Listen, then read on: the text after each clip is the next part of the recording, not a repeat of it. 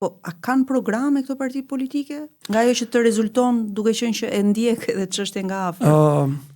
Jo, ose nuk kanë a kanë ofertë për qytetarët, çfarë do ju ofrojnë atyre? Ju e dini edhe është bërë pak si qesharake. Unë sot po diskutoja në zyrën me kolegët dhe po i thoya, ore, po pas ka pasur shumë humorist ky tereni i politikës. Dhe ti shikon këtë lojën që ka nisur Basha me Ramën, le të themi edhe Sali Berisha që është mbajtur për një karakter të fortë edhe të shikon disa vajza që shkojnë aty i bëjnë ca pyetje faste edhe me disa le të themi jingla dhe muzika që si u ka ta ndisën kështu TikTok gjithë.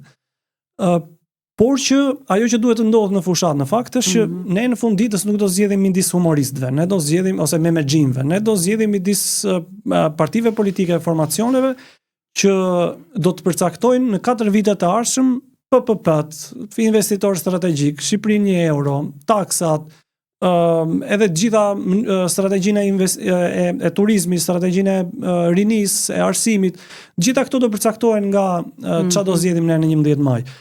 Dhe ne nuk e dim se çfarë do zgjedhim në 11 maj sepse programet qeverisëse dukshëm mungojnë.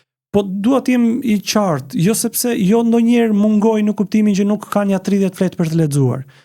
Pra i kanë. Po përgjithsisht për shembull partitë e reja ose partitë e vogla edhe për të pasur një lloj dëshire për të treguar një shembull edhe i kanë. Edhe partitë e mëdha përgjithsisht bëjnë një flet palosje. Problemi është këtu që nëse një parti politike premton, nëse nuk i përgjigjet pyetjes si do e bëj, kur do e bëj, sa do i kushtoj që do e bëj, dhe këto që do i kushtojnë ku do i gjej, nuk ka thënë asgjë.